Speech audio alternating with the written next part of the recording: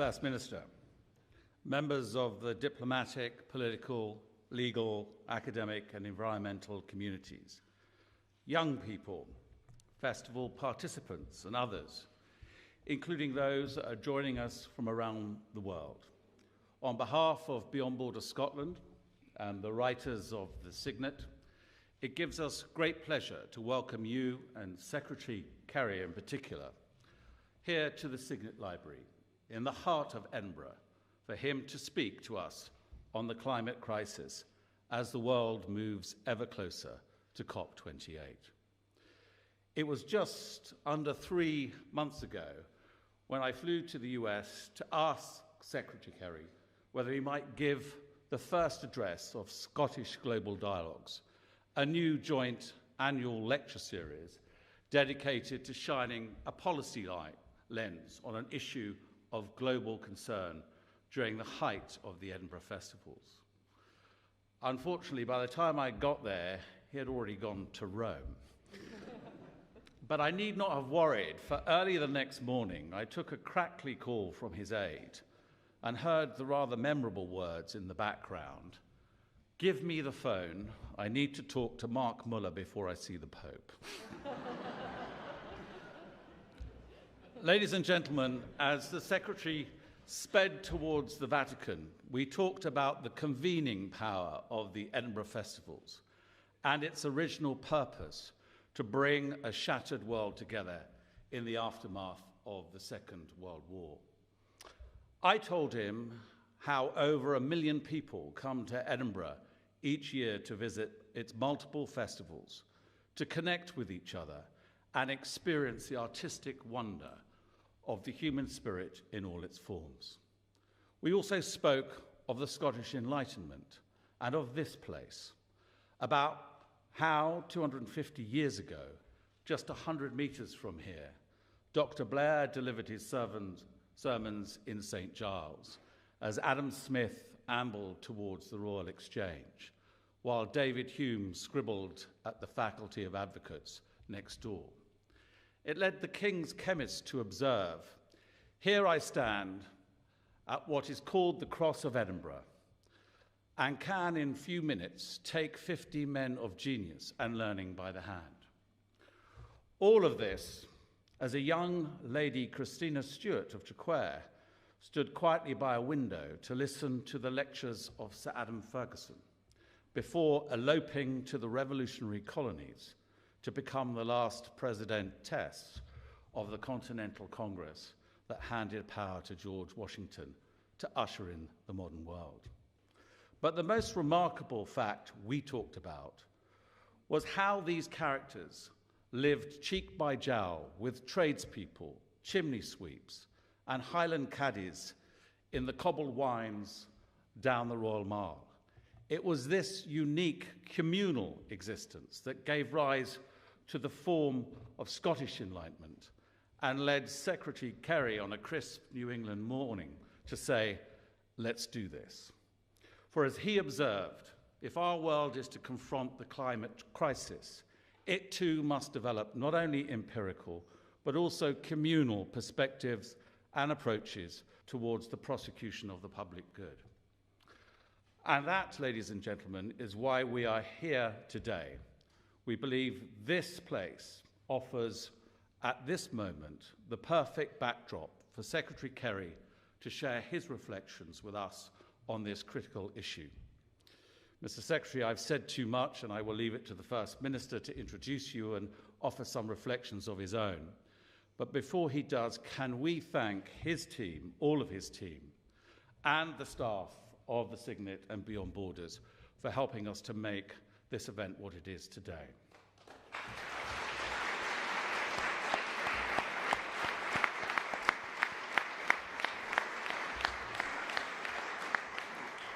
Thanks also to the Scottish Council of Global Affairs and the festivals represented here today, including Mr. Ricky DeMarco, aged 93, who has attended every festival since 1947 and exemplifies the international spirit of our festivals. So a round of applause, I think.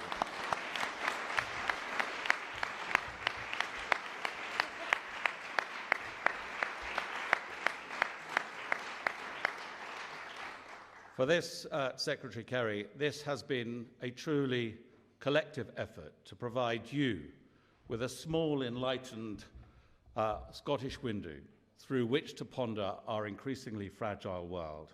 And with that, can I give the floor to our new First Minister, Mr. Humza Yousaf, MSP.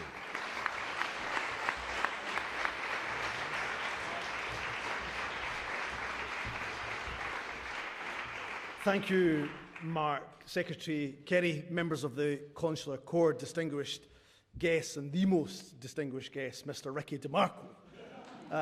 Good afternoon to you all. Can I thank our friends at Beyond Borders and, of course, the Society of Writers to the Signet for organising this fantastic event, which will, of course, be an annual series, a highlight in the annual calendar at the Fringe. And my thanks to Secretary Kerry, of course, who's a friend of Scotland, has been to Scotland on a number of occasions. And I understand that today marks something of a homecoming for you, since one of your, I'll get this right, great-great-great-great-grandfathers, John Forbes, was a Scot who moved to Florida in 1763. So we're delighted to welcome you back home to Scotland. It reminds me of that famous saying, Secretary Kerry: there are two types of people in the world, those who are Scottish and those who want to be Scottish. And whichever one you are all welcome to this wonderful annual lecture series. I want to thank the audience for coming. Since we are in Edinburgh in August, I'm very well aware of the fact that there are quite literally hundreds of other events going on this afternoon. So I'm really pleased to see this hall filled to the absolute brim. And I'm honoured to be, in true Fringe style, the supporting act for this very, very important lecture. I'm also pleased to be here in this absolutely magnificent venue. This library was built at a time, as Mark has already mentioned, at a time when the Scottish Enlightenment had made Edinburgh one of the, if not the intellectual centres of the world. The paintings above us in the centre of this room show Scots like Robert Burns, like Adam Smith, whose tercentenary, of course, we celebrate this very year. They're right alongside poets and scientists such as Isaac Newton, Homer. They speak to the idea that Scotland has much to contribute to the world, but also much to learn from the rest of the world too. That sense of dialogue and exchange is still very much a guiding principle behind the Edinburgh festivals. It's, of course, also the inspiration behind these new Scottish global dialogues, which the Scottish Government is very pleased, Mark, to support. I love the concept of the Scottish global dialogues. We are, after all, a nation that loves a good gab. We love to chat, we love to talk, and yes, we love to debate robustly our strongly held beliefs. But also an outward-looking nation, a nation that has and continues to contribute our ideas to the world for the common good. I also want to point to one other very noticeable feature in this room, the large vase behind me. It's called the Garnkirk Florence vase. It was given to this venue in 1842 by the Garnkirk Coal Company, the Garnkirk Coal Company in Lanarkshire, because one of the writers to the Signet was a director of the company. It's a reminder of the fact that Scotland in the 19th century was an industrial centre as well as an intellectual centre. It also highlights the extent to which Scotland, over many generations, has contributed to and benefited from burning of carbon.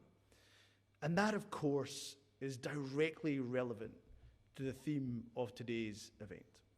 Last month was, according to the UN, the hottest July ever recorded in human history.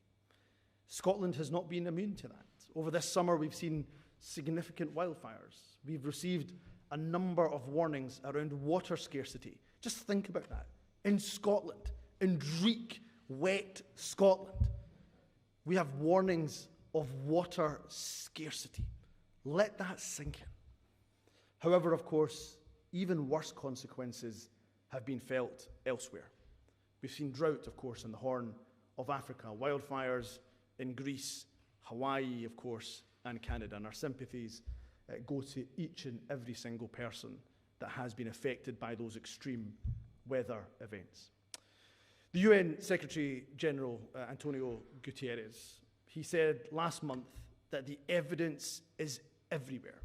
Humanity has unleashed destruction. And of course, these tragedies are occurring at a time when the Earth is 1.2 degrees warmer than in pre-industrial times. The consequences of heating going above 1.5 degrees or beyond 2 degrees would be utterly catastrophic. As you have said many times, Secretary Kerry, the world must act with an urgency which matches the scale of the crisis unfolding right now. And the Scottish Government will play our part. When COP26 was held in Glasgow 2 years ago, Secretary Kerry played a leading role in that event. We stressed, as Scotland and as a country which helped the world, helped lead the world into the Industrial Revolution, we would help lead the world towards a net zero future. For Scotland, that means three things in particular. First, we must, of course, reduce our own emissions as quickly as we possibly can. And Scotland has set some of the most ambitious targets for cutting emissions anywhere in the world. And we've already halved our greenhouse gas emissions in the last 3 decades. But we need to face up to the fact that the hardest part of our journey is still to come. So we have to go further, and we have to go faster. Secondly, people need to know that the cost of cutting emissions are being fairly shared, and that there are potential benefits for everyone through well-paid jobs, through cleaner air, through nicer towns and cities, and a restored natural environment. That's part of what we mean when we use the phrase just transition. There are, of course, and we have to be upfront, we have to be honest, there are some very tough elements to a green transition. Some of the choices we have to make will be difficult. For example, how we replace gas boilers in homes, how we move away from North Sea oil and gas and decarbonise our agriculture and transport sectors. So as we take those tough and difficult decisions, we also need to show that we are delivering benefits to people. And that's a key aim of this government. And thirdly, what we must do, and finally, this concept of fairness, of a just transition, can't simply apply within national borders. It also has to apply internationally. The countries which are worst affected by the climate crisis are, of course, the ones who are suffering the greatest consequences, are the ones who have contributed the least to it. For example, the statistic is used quite often, but I think it is extraordinarily powerful. The 48 countries in sub-Saharan Africa are responsible for barely half of 1% of global emissions. That's why the issue of climate finance has become and is so totemic. It's also why Scotland, following discussions and engagement with representatives of the Global South, that's why we have championed the issue of climate justice and loss and damage. You can't simply adapt to loss of life and loss of your way of life, to continuing droughts, to continuing floods. So the global north must recognise and help address the lasting losses and damage that is caused by the climate crisis. That's why Scotland 2 years ago became the first global north country to commit funding to this crucial issue. The injustice at the heart of the global climate crisis is also why Scotland established a climate justice fund more than a decade ago. We were the first nation in the world to do so. When I was International Development Minister, I saw some of those early projects that fund supported in Malawi and Zambia. And I'm also pleased that today we've been able to announce the start of our £24 million Climate Just community programme in Malawi, Zambia and Rwanda. And the three organisations which will work in each of these countries are all here today. SCAF, the Scottish Catholic International Aid Fund, NIRAS, and DAI. These organisations will work with local communities, including with those in the most marginalised communities, so that they can identify their own priorities and build resilience to the climate crisis. We are looking forward to hearing and seeing that progress that they make.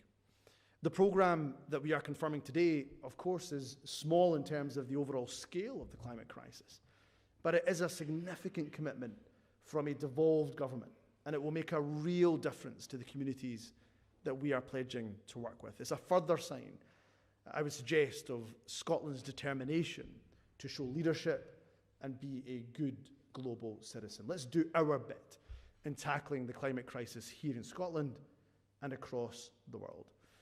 The role of being a good global citizen is one we take extremely seriously. For example, Scotland is the European chair of the Under 2 Coalition, a global alliance of more than 150 states, provinces, devolved governments, which are committed to reaching net zero by 2050 at the very latest. The coalition was created because most of the actions needed to reduce emissions and adapt to the climate crisis are taken by devolved or regional governments. So we need to support each other. We need to spur each other on and also raise the ambition of national governments right across the world. The Under 2 Coalition, with Scotland as a leading voice, will be a significant presence at COP28 later this year. And as we do look ahead to that COP, which starts in just under 100 days, I know that we are all pleased to be able to hear from Secretary Kerry. Secretary Kerry has been a lifelong campaigner on environmental issues. He attended the first ever World Earth Day demonstration in 1970. He championed Senate legislation against acid rain in the 1980s, and as Secretary of State in the Obama administration, he was instrumental in achieving the Paris Climate Pact of 2015. His appointment as Special Presidential Envoy for Climate in 2021 was welcomed. It was hailed across the world as a sign that the United States would return to global leadership on the climate crisis. Since then, Secretary Kerry has helped to deliver the Glasgow Climate Pact at COP26, and he will undoubtedly again play a crucial role as we approach COP28 in Dubai. His tireless energy, his enthusiasm, his genuine belief in tackling the climate crisis is an inspiration to many of us. And as we look ahead to that COP, which will require urgent collective action, I want to end by looking back briefly. Edinburgh in August is defined by its festivals. They're currently bringing joy and inspiration to the city. And the very first festival was established in 1947. It was a direct response to the horrors of World War II. It was part of the global effort to build a better world, which followed the catastrophe of the war. The same impetus on a far greater scale also gave us the United States Marshall Plan. It gave us the United Nations. It gave us the forerunners to the European Union. The task we face now is to build a better world, not as a response to military catastrophe, but to prevent climate catastrophe. We arguably need to show even greater urgency, even greater initiative, and even greater ingenuity than the post-war generation so admirably did. But their example can perhaps remind us that achieving significant, lasting, and positive change is always possible, regardless of the odds against us. Scotland, Secretary Kerry, ladies and gentlemen, will play a constructive part in this worldwide endeavour. In doing so, we will work with partners right across the world, and we will always value and welcome the efforts of people such as Secretary Kerry. Secretary Kerry, it is my genuine honour, my genuine pleasure to welcome you here today. All of us are looking forward to what you have to say. Please, ladies and gentlemen, join with me in welcoming Secretary Kerry to the stage.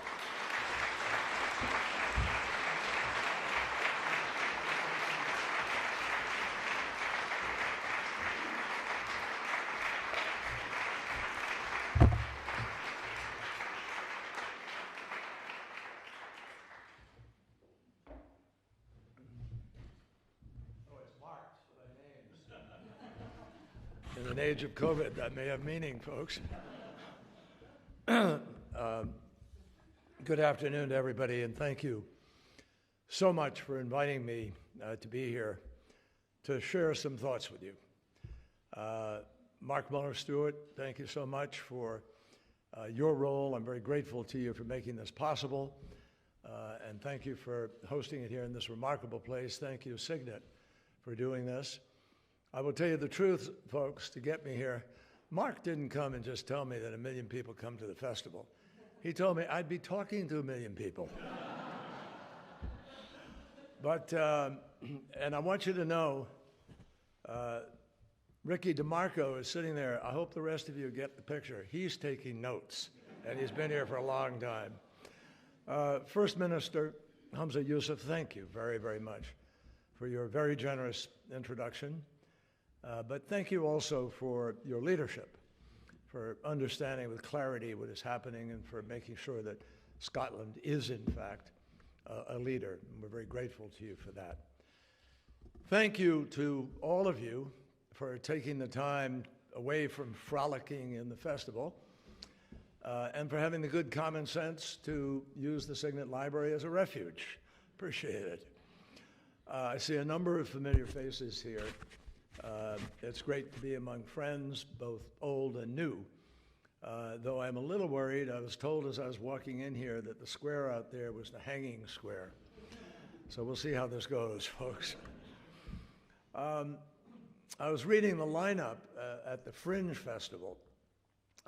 Death-defying acrobats, famous actors, side-splitting comedians, clowns, and I said, man, it's just like being back in American politics. I'm at home.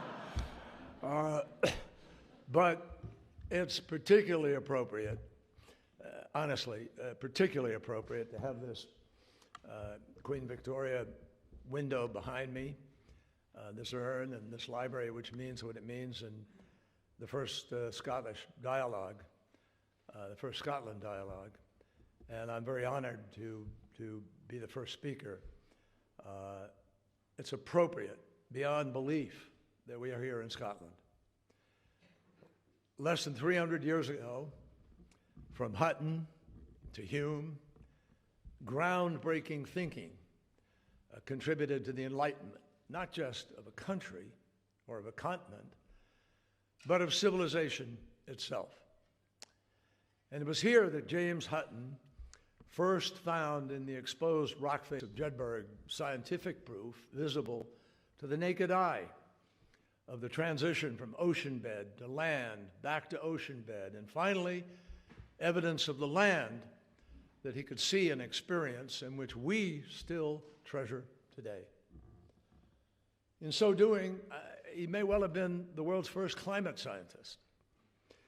But the Enlightenment, writ large, transformed thinking to win acceptance of a basic principle that science-based evidence, not vested power promulgating its own tradition, is the foundation of the laws of the universe. It won broad acceptance for the notion that any theory should be established by observation, and that hypotheses should be tested against the evidence. Hutton, David Hume, and Adam Smith were not alone.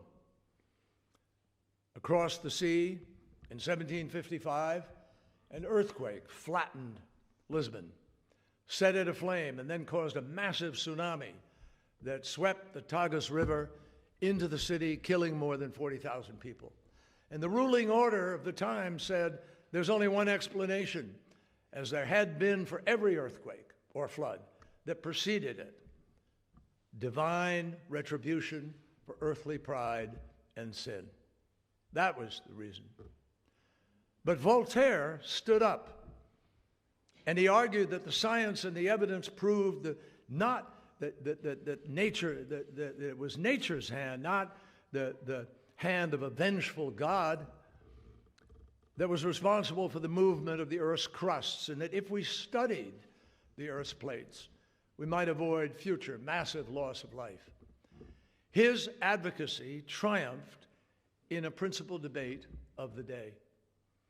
Well, ladies and gentlemen, it is no exaggeration to say that in 2023, we again stand on the precipice of where Hutton and Voltaire and others once stood.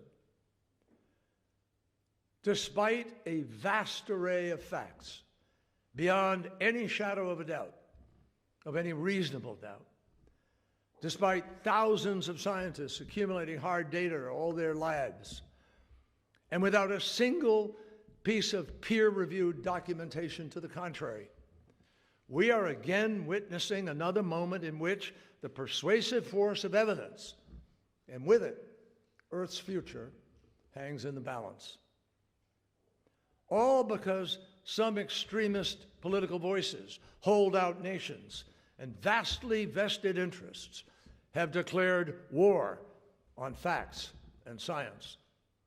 All because they distort for political and personal gain what science and common sense dictate we humans must do in order to put our house in order.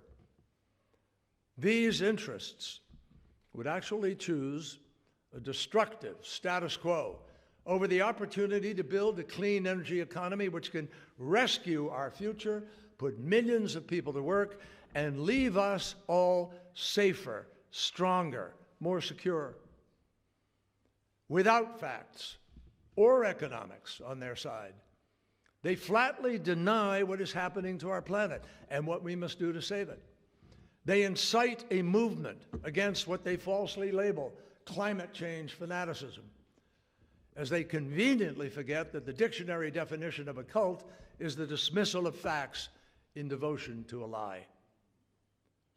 And while they refuse to accept the facts behind increasingly obvious damages, which the First Minister listed, they lash out at the truth tellers instead and label indisputable evidence as hysteria.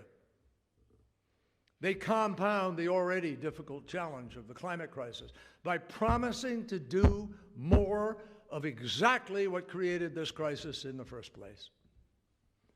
So now, humanity is inexorably threatened by humanity itself, by those seducing people into buying into a completely fictitious alternative reality where we don't need to act and we don't even need to care. But just as clearly as Hutton could see in the layers of the rock face, Mother Nature is now sending an ever more desperate distress signal about the coming catastrophe as community after community, event after event, confirms the excruciating spread of threatened and even uninhabitable places. In Iraq, in the home of the Tigris and Euphrates rivers, which I remember distinctly as a kid, almost one of the first things I learned, was that this was the cradle of civilization. And now a recent article quoted a science teacher who stated, "Nowhere has water. Everyone who is left is suffering a slow death." And just consider the scene: waterless, unlivable villages near the Euphrates River, where families are dismantling their homes brick by brick, piling them up into pickup trucks, window frames, doors and all, and driving away. These, my friends, are the real faces of the climate crisis. Now magnify those by millions. Around the world, people are moving because they can't grow food, because they are flooded, because they can't live and work in the extreme heat, because the air that they are forced to breathe is clogged with pollution, greenhouse gas pollution, that kills someone prematurely every 5 seconds around the world. The climate crisis is not just a passing environmental impact event happening in a few selected places. It is global and indiscriminate in its consequences. It can hit almost anywhere at any time. Just look at Pakistan, with an out-of-control flood displacing over 30 million people in a matter of hours. In northwest China, temperatures have climbed to 52 degrees centigrade this summer, while in southern China, typhoons have similarly killed dozens and displaced tens of thousands.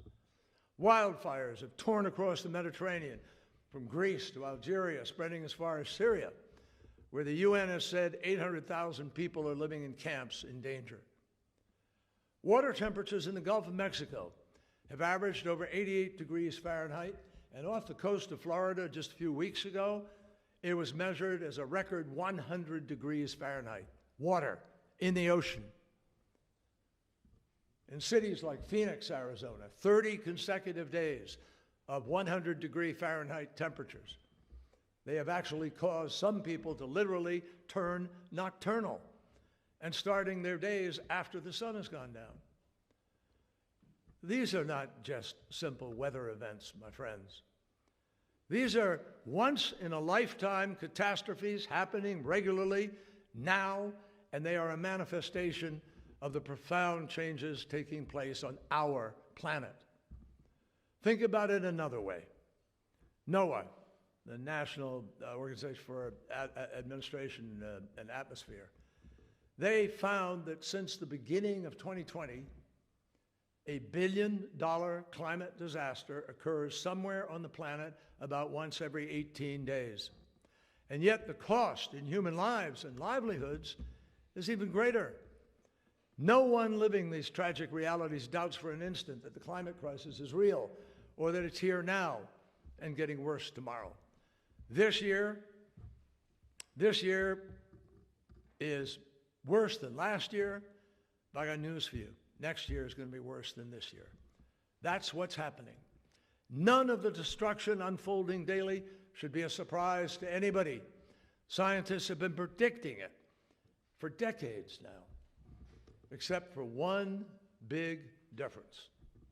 Now, it is all unfolding faster and much more severely than was forecast. And what's really disturbing, if you're not moved by what I've already said, is that as heat records are being broken globally in unprecedented sequence, continent to continent, scientists who have spent a lifetime tracking this human-made crisis have described themselves. Go read it. They've described themselves as alarmed, terrified. That's a quote. And as one said unequivocally, we are now in uncharted territory. Why are we in uncharted territory? Because we are now on the precipice of tipping points, the point at which events can simply unfold of their own momentum, the point at which our reckless abuse of the ecosystem forces nature way beyond our control, even if it ever was. These moments of irreversibility, my friends, will over time mean the loss of glaciers, critical to the feeding of rivers, which in turn sustain much of the world. It means the shifting or drying up of rivers, the sea level rise that will be catastrophic. I flew to the Arctic. I've seen what's happening as it is 4 times warming faster than the rest of the planet. Or the Antarctic, which will melt at an increasingly threatening level with sea level rise measured in meters, not feet. No one can predict with certainty the exact pace and scope of this unraveling. No one should pretend to. But common sense, which is supposed to be part of governing, common sense tells us inaction does not have a prayer of stopping what is happening. Those who promote procrastination, delay, and denial, believe me, they will wind up at the bottom of the dustbin of history. But it's up to us to decide whether they're going to drag the rest of civilization down there with them. That's the challenge. By denying or downplaying the problem, naysayers are prepared to accept that younger generations, already alive today, won't inherit anything resembling the world that belonged to their parents and grandparents. Unless we, all of us, start doing more, faster, now, future generations will trade the inalienable right to the pursuit of happiness for the struggle of survival. Merely staying alive is not the legacy that any of us should want to leave to future generations. And how could we dare to when the solution is so clear? The climate crisis is the result of the unabated burning of fossil fuel, deforestation, and superpollutants from industry and agriculture. That's it, folks. That's it. That's the whole of the climate crisis. Those emissions form an ever-increasing blanket of greenhouse gas pollution, which traps the heat. Damage done. And we humans are really trying to bend the laws, the very laws of physics, chemistry, mathematics, rather than apply them. And that's breaking our planet. It should be obvious by now we have better choices, and they're very simple. Stop using fossil fuels, unabated fossil fuels, capture the entirety of the emissions, if you can, and cut methane and other climate superpollutants for the fastest climate benefits. Problem, solution. I believe we actually are on the cusp of a change in the speed of this transition. In a little less than 100 days, as the First Minister mentioned, we're going to convene in Dubai. And despite the troubled road that I have described, which is real, despite that, which has brought us to this point, I believe in this moment, and I've been doing this since, tracking this issue since 1988 when Jim Hansen first talked about it. I think in this moment we actually have a unique opportunity to significantly accelerate this transition to a clean energy economy. We are at a different moment than we have ever been, in my judgment. There is more hope, and more than hope, there is progress. And in these next days on the road to COP28 and at the COP itself, we have the potential to reach a different kind of tipping point, a tipping point in the speed and breadth of our response. Thanks to the Paris Agreement, we have the chance to assess our progress through a review called the Global Stocktake, a report card to see how we are all doing together, taking into account the latest science. And when the Paris Agreement was written in 2015, we set out to limit the rise of Earth's temperature to well below 2 degrees, but to pursue 1.5 degrees as our priority. And that is something that came out of the sense of urgency of the island states and vulnerable countries in the world. They were listened to in that. So while we're significantly off track, and we are, at this moment, still the Paris Agreement has achieved an extraordinary amount. It has created a framework that is our best hope for winning this battle. The 1.5 degree limit on warming, net zero emissions, the global stocktake. These are the ideas that come from the Paris Agreement. And after the COP in Glasgow in 2021, the International Energy Agency determined that if everyone did what they had promised, we would limit warming to 1.8 degrees centigrade. That was put on the books in Glasgow. After Sharm el-Sheikh last year, that projection dropped to 1.7 degrees of warming. The problem is, not everyone is doing what they said they would do, or even doing what the IPCC report of 2018 said we need to do. And we are currently, therefore, on track with emissions rising, not falling.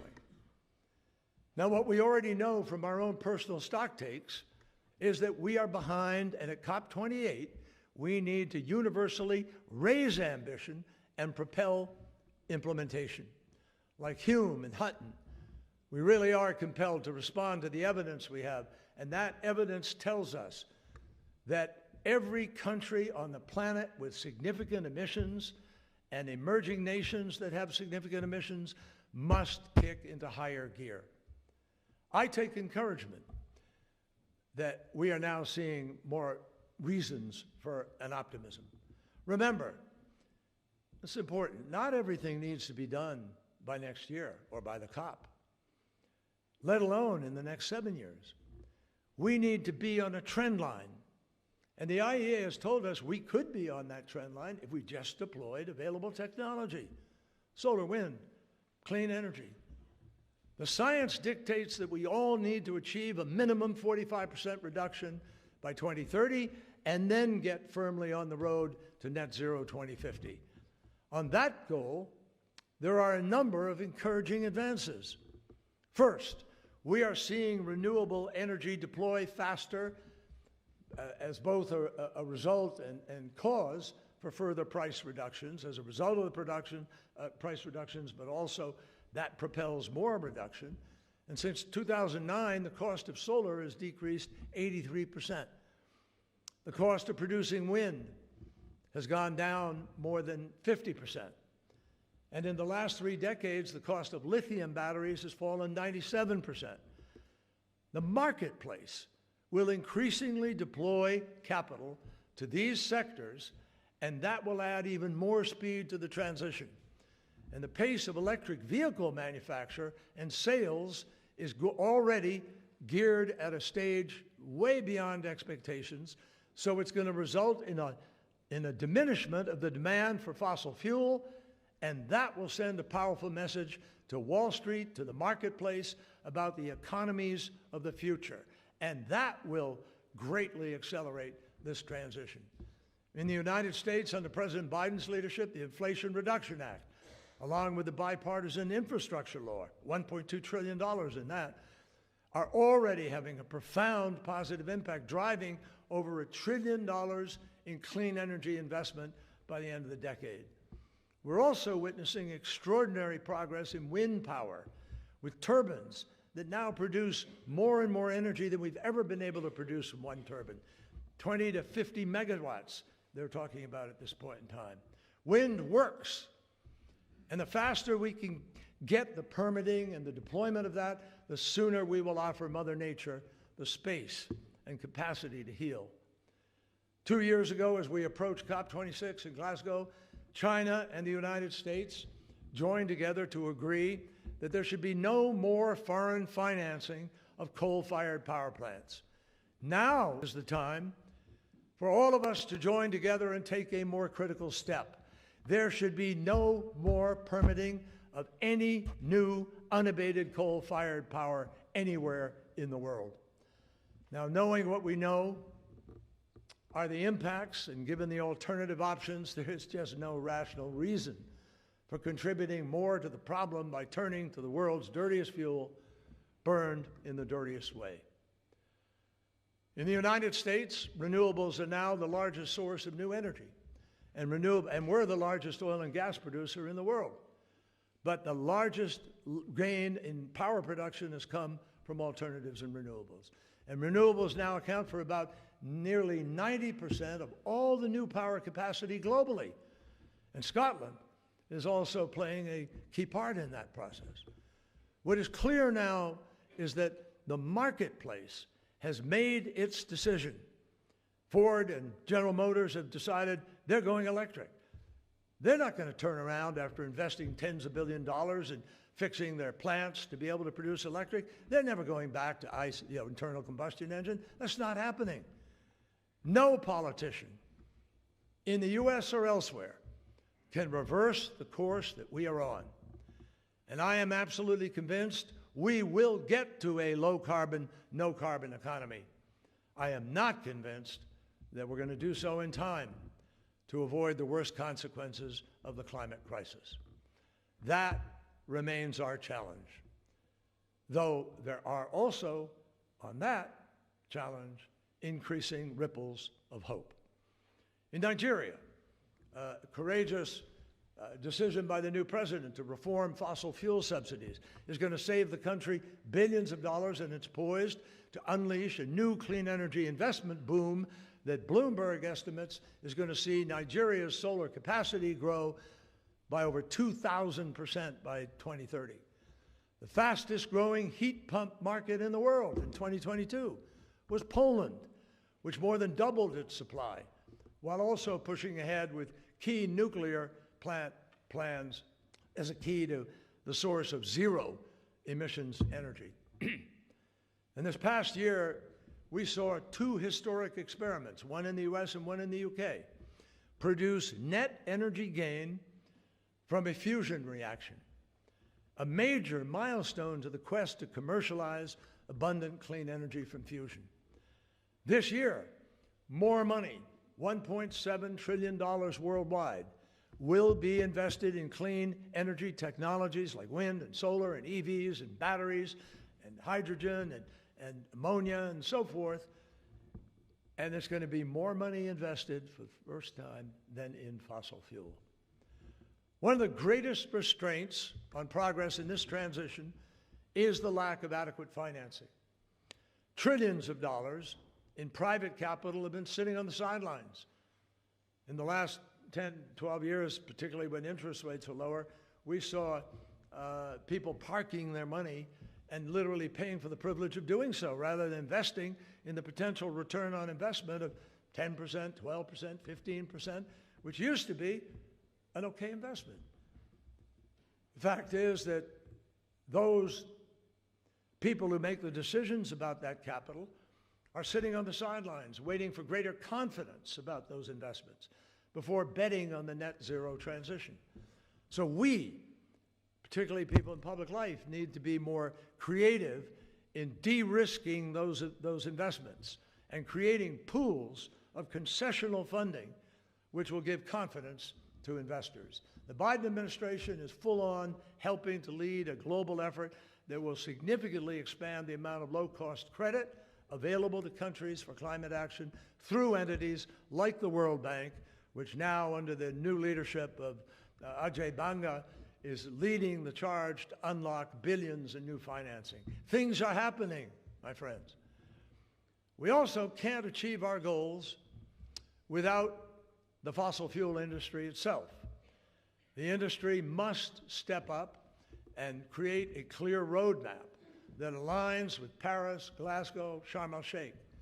And in the next weeks, we have an opportunity to set out a real plan if we will sit down and work at that in a sensible, thoughtful way. We can take massive steps forward. Now, I restate what I said earlier. This is one of the most dangerous moments in human history. But it may also be the greatest moment of opportunity for human advancement. We have the chance now to write a future filled with choices that not only make life cleaner, healthier, fairer, and safer. One thing I think people have proven throughout history is an incredible capacity for innovation. The fact is, excuse me, the fact is that an amazing amount is now happening on multiple fronts. We're well into the energy transition, and it can and should be the greatest economic opportunity since the Industrial Revolution. Just think about it. Building a smart grid, installing new transmission lines, connecting one source of renewable to another so you can balance your base load, deploying solar fields, wind farms, adjusting infrastructure for efficiency, renewing transportation, constructing efficient buildings from which massive amounts of greenhouse gas comes. All of this enterprise, of this transition, is going to demand electricians, plumbers, heavy equipment operators, aluminum, concrete, cement workers, plants, architects. Every layer of economic endeavor will be engaged in this transformation. This should excite the imagination, not depress us. But this is much more than just an economic opportunity, folks. It is, above all, an opportunity to redefine our relationship with the future. Because the future is what we are fighting for. The battle may be pitched in the present, but I got news. It's going to be won in the days and in the decades ahead. Now, I know it may feel intangible, ethereal, to imagine a planet, a whole planet in distress. It seems beyond comprehension. There are lots of granular, here and now things that we're all asked to do in life. Go to work, pay the bills, raise a family, be a good citizen. And in the course of all that, it's pretty hard to grab onto the fact that all of humanity is actually in peril.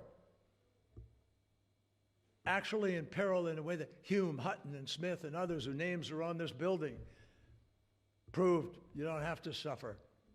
You don't have to quit. They kept arguing. They kept innovating. And they prevailed. And guess what? They didn't actually have on their side what we have on ours. They were defending science and reason in an era where people were still told and almost universally believed that the earth might be flat, that the planet might be held in the palm of one giant beast, and that disease would be cured by bleeding people, and that life would be restored by mighty bellows pumping air into the dead. We have our own new breed of doubters today, but what we do have on our side is something special. 350 years of proof of concept, from antibiotics, moon landings, a vaccine to fight a pandemic, so that we are empowered to take the biggest leap forward for all of humankind when we listen to science and reason and act on it. 200 years ago, an admirer of the Enlightenment, Immanuel Kant, wrote, "Science is organized knowledge. Wisdom is organized life." Right now, the science and the knowledge are unequivocal. All that is left for us now is to summon the wisdom to organize our world, to do what must be done and win this fight. Thank you.